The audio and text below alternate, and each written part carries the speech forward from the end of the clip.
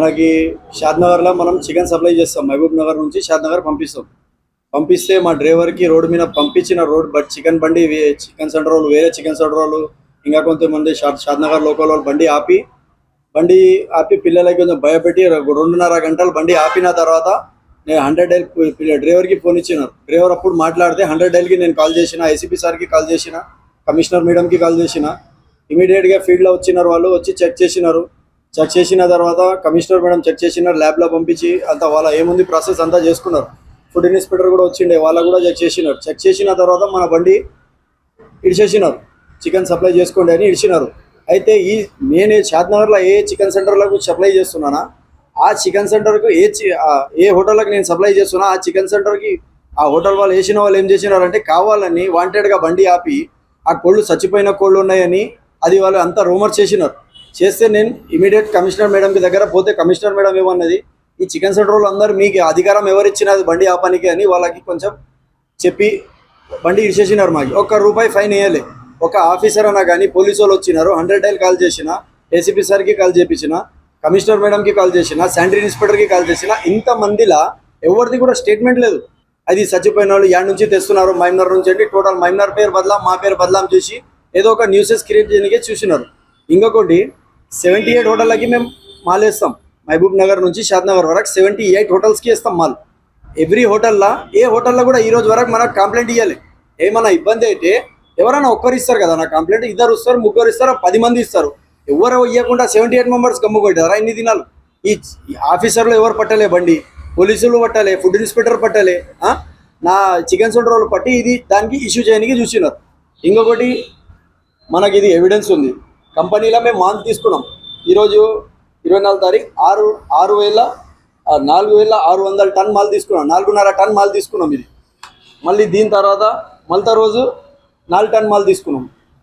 మళ్ళీ ఇది అదే రోజు ఉంది 2/8 టన్. మళ్ళీ ఇది 16 తారీఖు రోజు మేము ఏం చేసినామంటే 3.5 టన్ మాల్ తీసుకున్నాం. మళ్ళీ 16 తారీఖు రోజు 470 టన్ మాల్.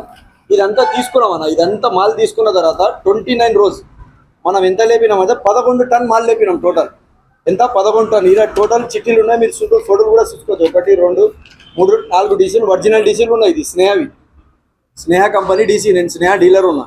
ఇది నా హెచ్కేబీ అని పేరు ఉంది, నా కోడ్ ఉంది.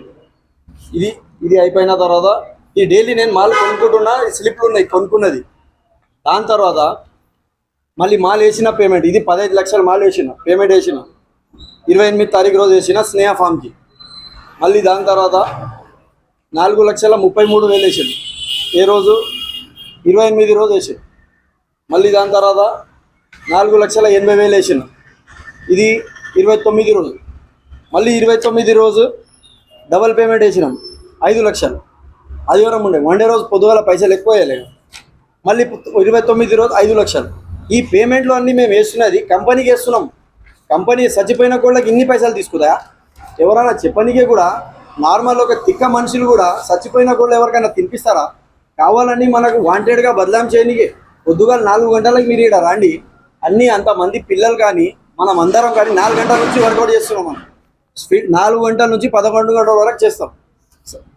మన పని ఉంది అని మనం చేసుకుంటున్నాం. అది చూడలేకపోతున్నారు కొన్ని చికెన్ సెంటర్ వాళ్ళు. దానికి ఏమైనా కుట్ర చేయాలని ఈ ప్లాన్ చేసినారు. ఇంకొక కారణం, మొన్న తెలంగాణ బంద్ అయింది. ఎందుకు బంద్ అయింది చికెన్ అంటే మార్జిన్ తక్కువ ఉందని. 44 రూపీస్ ఉండే మార్జిన్. రామరెడ్డి సార్ చెప్పినారు వచ్చి. దాని తర్వాత బంద్ చేసినారు, వాళ్ళకి ఇబ్బంది అవుతుందని వాళ్ళు ఏం చేసినారు, మార్జిన్ పెంచిరు. ఒక 20 రూపాయల నుంచి 18 రూపాయల నుంచి 23 రూపీస్ వరకు మార్జిన్ పెంచినారు. ఆ మార్జిన్ పెంచిన తర్వాత గమ్ముగా అట్లనే పైసలు తీసుకుంటున్నారు అందరూ. మనం ఆడ పెంచితే మనం కూడా హోటల్కి మైనస్ ఇవ్వాలి కదా. నాకు వస్తుంది టోటల్ 62 రూపీస్ మైనస్. నేను 40 రూపీస్ వాళ్ళకి తక్కువ ఇస్తున్నా.